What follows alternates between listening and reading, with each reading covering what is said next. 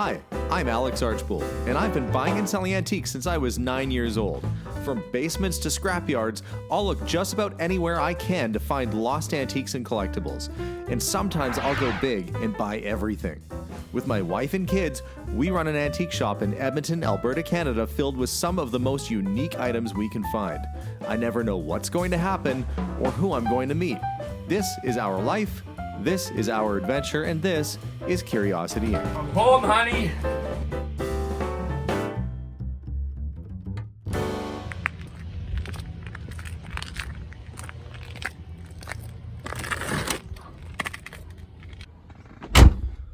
Well, good morning, everyone. Today I'm headed out to go look at a scrapyard located just outside of Edmonton, Alberta, Canada.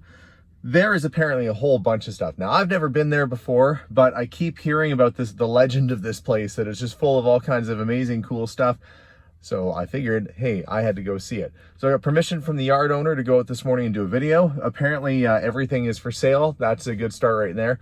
I'm not really shopping for an old vehicle right now myself, but you never know, something might wink at me. But the big thing is, I gotta see it. Because these places don't last forever, and the fellow being in his late 80s, he might start to sell everything off and then it's all gone. So let's head out on the road, check out a scrapyard, and see what cool stuff there is to see. Okay, well, this is the place. Definitely a lot of industrial machinery and all sorts of stuff. You never know what you're gonna find in a scrapyard like this. Some newer vehicles, even a camper. I don't know why I sounded so excited. I guess I just like camping. Somewhere around here is supposed to be an old Buick. Oh, I see it right there. I guess there's a whole lot more to this yard, but we're gonna start here and then I'm gonna get the royal tour of the rest of it later on. But this is probably about a 54 or so. But look at those pipes coming down this side.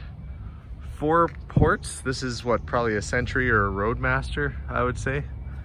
And what's neat about these is that the hood actually opens up on the side. They open in a really strange fashion, but I'm gonna leave that one closed for now. Good looking grill on this car. Definitely deserves to be sitting off of the grass and mud. Somebody's redone the interior at some point. To me, this looks like just an older restoration. They've got some mouse killer in there so they don't get rodents, I guess, but older restoration that needs to be redone.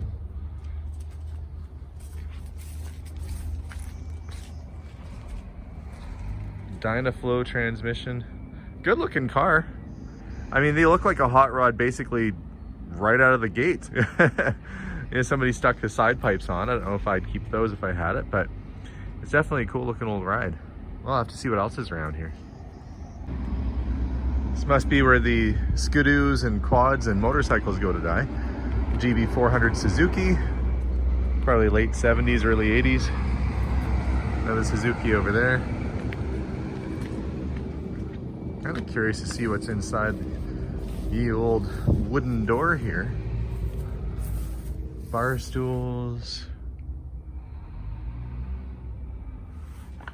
Oh, part of an old lamp. Don't see much for old oil cans, so you never know in a place like this. You just got to keep your eyes open. Treasures could be hiding just about around any corner. It's an older looking bike here. Chrome fenders, that looks like an early 70s.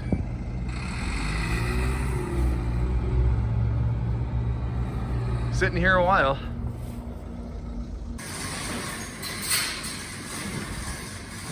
So this is the storage for the better cars, I guess. Yeah, that's the 46.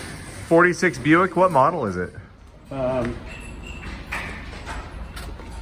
It's I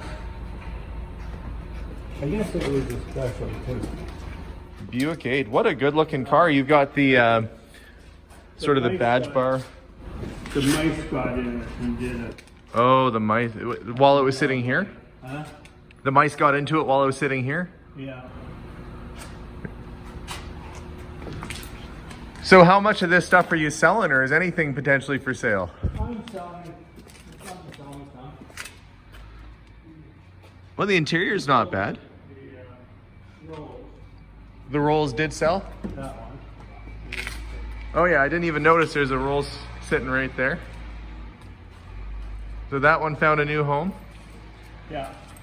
What's this beauty sitting over here? That's this is the only one. I restored this from the, I got pictures of just the frame. I did it myself. Okay, now it looks like it's fancier, like a Packard or something, but what is it? Yeah, it's Packard. Is it a Packard? Oh, okay, I guessed it right off the bat. I got the cap at home. Yeah, well, yeah, you wouldn't want to leave that lying around. What a beautiful car. Was it like a 28 to 31? 5 cars to build it. 5 cars to put this together. What year is it? 1930. 30. Super 8. Does it have a rumble seat in the back? Oh yeah. Beautiful looking car. Needs a little oil in there. So are those the vents that pop Yeah. open? Yeah. Okay. Huh. When was the last time you drove it? Well, not for been a few years now. Well, it still looks phenomenal.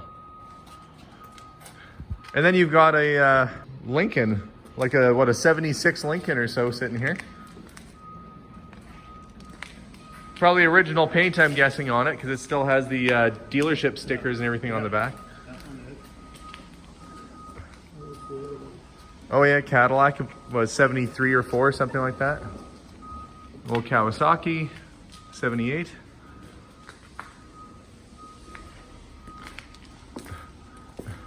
I can see you're a man who likes your big old classy boats. You got a few Lincolns in here. You got a couple Cadillacs. Over 21 feet long. Collector's series. So did it come factory with that Continental kit on the back? Or was that an aftermarket? You could buy them from Ford. I remember seeing these in the 80s and 90s. That was for a television, a portable TV you could put in the back. So that antenna on the back is for that tiny little TV right there. So you could watch TV while you drive. That was, you know, nowadays we have iPhones, but back then that was a big deal. You've got a Tin Lizzie sitting over there. It looks like, is that what they call a doctor's coupe? Yeah. My first car was a Model T. And it was a coach. 1926. And look at actually with the glass on the front, you've got quite a good field of vision around in here, don't you? Yeah. It's like sitting inside of a little greenhouse. And that's all you get, just basically 2 seats. And then he'd put his, you know, doctor's bag or whatever he needs in the back. The one I had, it was a coach, right? Okay, yeah. It had one door here. And you walked in there, you walked between the 2 seats to sit down there. You only had one door. One door. And this was fancy, it's got 2 doors. And they brush painted these from the factory, didn't they? I remember seeing an old manual on how to repaint a Model T, and it showed the guys just brushing it with lead paint, you know? And so you can kind of see this has brush marks on it. Sure. And a lot of guys, they over-restore them and they spray them and everything, but that's actually more correct to see the brush strokes on it. Exactly. Very, very neat. And then behind it, you've got the newer model, the Model A. And this was a big advancement in technology, wasn't it, between the T and the A? Braking system, did it go hydraulic on the Model A? Ford, he would still be making this one. Yeah. If it wasn't for Edsel talking him into To doing something a little different. Yeah, what a good idea. Edsel made the, yeah, and Edsel Ford is, and this is a rumble seat as well. So this was an add-on afterwards, actually. Okay, see the rumble seat? You put your mother-in-law back there. Actually, they're a lot of fun to drive around in. So this wasn't a factory rumble seat? Not according to this. Okay, 29 Model A Ford Special Coupe, leather back. Huh, So that's the story. interesting. When Constance Groening inherited the Model A from her uncle and restored the car in the 90s, doing much of the sanding and prep work herself. Well, that's pretty neat to know that not many ladies were restoring cars, 30, 40 years ago. Look, it was $510 brand new. yeah. Very nice. Yeah, and that's another good looking vehicle too. 1970. 71. Well, it's nice. It has the chrome bumpers still. Those disappeared shortly after, and they went to the North American style bumpers. What'd somebody write? Lovely Brit. It doesn't look like the body's too bad on it. Oh no, it's all good. Just the brakes are bad. Well, that's what goes on these, right? Once the brakes go, has a. I thought I was going to drive it back from California when I bought it. Got on the road after from the sale, Yeah. and all of a sudden we're on the freeway at 5 o'clock. Stepped on the brakes, no brakes. No brakes. Well, that would put a damper on your trip. Pulled into The long wheelbase version was more unique because you had a little bit of extra cabin space back here. So this is what you'd use maybe if you had a driver or somebody who is, you know, taking you around. This was your fancier Rolls-Royce Shadow 4-door. That's all. It's all original now. Yeah, seats are good. Corvette, somebody's done a little bit of a conversion to. They've made sort of a Targa top with the T-top there, and the rear window is gone. Normally there'd be sort of a bubble-looking rear window on the back, and that's been all removed. But of all the vehicles in here, obviously he's not selling the Packard over there. The Rolls is cool, but they're very expensive to work on. But this Buick is actually really neat. I kind of like that old Buick there. Look, it's got the visor on it, it's got the spotlight. This would have been a very well-optioned car when it came out. Other than the fact it needs some interior work due to some mouse damage, it's a really solid vehicle.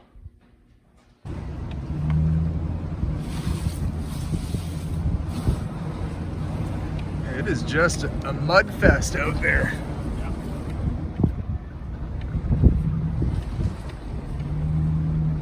What year is your Beetle sitting there? Yeah, smaller taillights, I'd probably say mid to late 60s. It was in good shape when I got it, except the mechanical. And somebody drove into the back end? Yeah. That's repairable though, that's just a fender. Does it still have the engine in it? Yeah, it's all complete where it was. A little truck? It still has the painting on the side of the doors too. What's that? J.H. Austin on the other side. Still has the box on the back. And there's a convertible of some kind. This is a Dodge. That's a Dodge. Oh yeah, you're right. F68. Yeah, all the old cars are in that back line, but Gonna do a little bit of climbing. Oh, there's the front end of the Dodge sitting in there.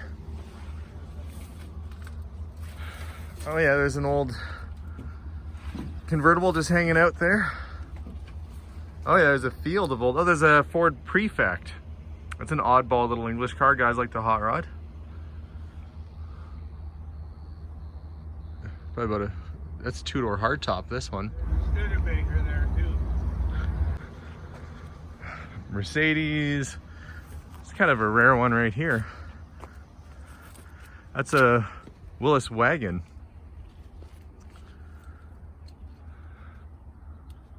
An old Ford. This kind of has the stamped wood paneling. So when this was new, it kind of looked like a Woody wagon. And it does have, well, it has the seats out of some other car, but it has its own seats in there. Other than the glass missing, it looks like it's pretty well all there. Studebaker. That's a, I don't think that's a Starlight Coupe, but that is an old Studebaker with the wraparound rear window. Rolls-Royce Silver Shadow. That's my old car, actually. Sold it to him, and I don't know how they got it back in here. That would have been quite a bit of work, but there it is. Let's see, what do we got going on back here? Just walking past all the newer cars, trying to get to the old stuff. There's a Fiero. The guys are buying those nowadays. Chevrolet, probably what, about 58 Chevy. And it's 4-door hardtop. Kind of reminds me of the car in American Graffiti that they had. Theirs was a two-door, but similar kind of body. Paint's not half bad, considering it's been sitting out in the sun for so long. Studebaker's a rare find. Yeah, Toyota Celicas. Turbo 4-wheel drive. Probably make a good rally car if it was fixed up. And T-top Nissan Z. Well, you definitely have quite the yard full of parts here when you need it.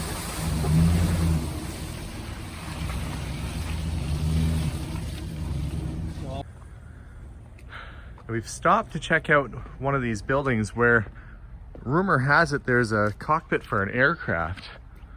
We'll see if we can figure out where it is. You think it's back in here? Right down the end. Down at the end. Oh, okay. Well, there's just a little bit of everything. Okay.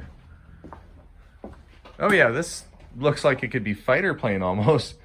You find somebody who's restoring an aircraft that would need that. Let's see from the front of it. Oh yeah, there's the whole Perspex sort of windscreen, and I wonder if this was part of it as well, the front bit. Yep. So you guys don't know what this came off of? We have no idea. But it's for sale. Everything's for sale. Okay, well that's always good news. I'm gonna work my way through the weeds here. Actually, they're nice weeds, they're flowers. Anyway, we're not here for the scenery, we're here for the equipment and cars. Well, how long have these been sitting back here for? Oh my goodness, 20 years. Is that like about a 56 Chevy? Yeah. Or no, hang on, the headlights, that's a Pontiac, I believe. It's got the two bands on the hood. You're right, it is. Four-door hardtop, yeah. Less desirable, but You know, a lot of people give four-doors a tough time, but they're actually really, I mean, the Buick I'm driving is a four-door, and you put your friends or kids in the back, they're really handy. Let's see if anything jumps out at me. Well, floors are rotted. I guess you'd expect that sitting on mud and dirt for 20, 30 years. the tin worm, it never sleeps. There we go, yeah, Pontiac. But it's complete. Yeah, even the hood ornament. Yeah, that's usually the first thing that somebody pilfers or takes off. And look at that grill. My goodness. One of my customers is actually restoring one of these right now, and I think he's missing his grill. He drove up to my store in it the other day. He's got a two-door hardtop, and he's done all the metal work on him. He's missing his grill. So maybe that would be worthwhile for him. Indeed. Because that's actually not in terrible shape, really. Nice and straight. Oh, and what's that, an old T-Bird or something sitting next to it? Yeah. Or Chrysler. Yeah. These 70s cars all have the same kind of body shape. Cordoba, I think. Yeah, it looks like a Cordoba. Yeah. Wow, in a field of forklifts. Every type of forklift you can imagine. But you said there's a really old one back here somewhere. The bull moose that's over there. Bull Moose forklift made in Victoria, British Columbia? Yeah, close to Vancouver. Vancouver, okay. I was gonna say it'd be strange to make heavy machinery on the island there, but I'm following in your footsteps here. This is probably 4 feet deep in weeds and grass here. Thank you. And there it is. Oh, you got a Caterpillar sitting back here too. So this is it? This is Canadian. Canadian made. Yeah, It's pretty industrial looking. it is. This would have been used at what, at the docks or? Bull moose started after the war out of wartime surplus. They started using military stuff, forklifts, cranes. They even made a bulldozer. And perhaps that's where the name Bull Moose came from. I see it's got the logo on the back. I'm gonna sneak over and get a picture of it. It's actually a tricycle. It has two wheels at the front. One at the back. So it's one wheel on the back. It's a great looking emblem on the back there. Vancouver, Canada. The sheer size of some of this equipment is just staggering. You know, and something like that little Pontiac back here is just dwarfed by these massive, you know, bits of Lieber tracked equipment and all the forklifts all around. It's quite the yard. It's quite the collection of stuff, that's for sure. World War II era D8 Caterpillar with a side boom, which means it was probably a pipe laying unit. Yeah, pipe layer, says right on it. Really neat vehicle when they're all put together. But what's the plan for this? Hopefully somebody will buy it to restore, otherwise it'll go for scrap. Wow. Well, let's hope it doesn't get scrapped.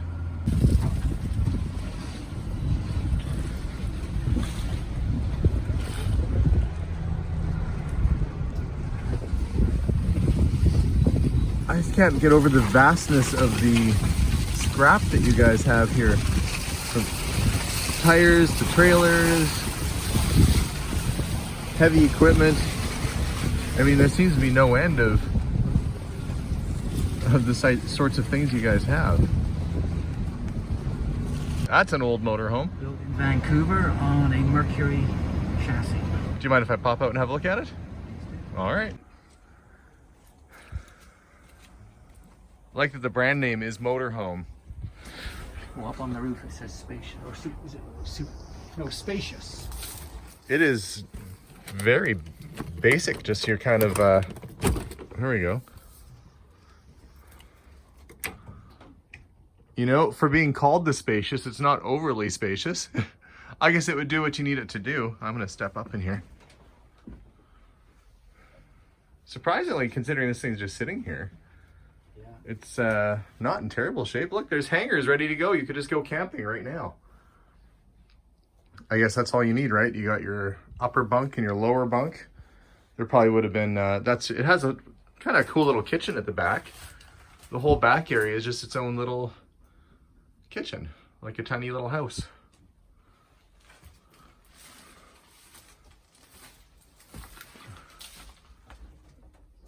Spacious motorhomes. Well, somebody had a lot of fun driving around in this at one point. And now here it sits in a scrapyard. There's even an old arcade machine, Zane de Slina. Looks like a 1980s kind of machine. Pretty cool, some old radios. So you never know what's gonna be sitting around. What is this? The Grappler weight class. Looks like an arm wrestling machine. So you grab this handle and you have to pull it back and see how strong you are. I was always saying there's candy machines here, which you come across, but you don't find them with old expired candy still inside. Somebody yanked those right out of their building and they've been sitting there. Look, all the color is missing off of it. No thanks. That means there's probably still money in there though too. They sell them with the candy. They probably never emptied out all the quarters. Apparently another one back here. Oh, see fur, but it's a stuffed animal. It's not an actual furry critter. I'm sure there's enough of those in here. Lots of candy machines. Oh, let's see what's in here. Oh, that's where all the old computer monitors have come to die. Sadly, a lot of that stuff is only good for scrap. You'd have to take them into an eco station. Not seeing too much. Random pictures. This probably was a office clear out back in the 80s where they sold their art and they sold all their computers, probably went out of business. Look, all the keyboards. Some business went belly up in the 70s or 80s and all their stuff wound up in this trailer. Oh, these are those zero turning radius lawnmowers, aren't they? I shouldn't be enamored with lawnmowers, but pretty handy little things. Probably from a golf course. Okay, so we're having a look in here. Oh, I see some arcade machines.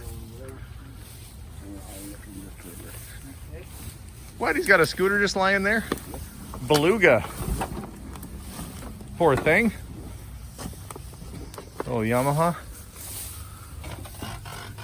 Flying balloons. Well, the price is right, 0 cents. I guess you'd write what the price was in there, but still. Somebody's trophy. Oh, I see. So it's an air compressor, the magic helium dispenser. So you would put your balloon in the clown's mouth, and he'd blow your balloon up for you. Kind of an odd thing. Kind of neat though. That looks like a coin-operated foosball table. It's like abandoned carnival stuff. Yeah, that's a foosball table. It is coin-operated. None of this stuff is mine. I can tell because it says it's nachos. Yuck, yuck. Well, that's it. A few cool little cars, and the ones that really caught my attention were the old Buicks. Thought those were really neat, especially the 46. Don't ask me why. It's a cool looking old car. But thanks for watching today's episode, guys. If you like these sort of adventures, make sure to subscribe to our channel.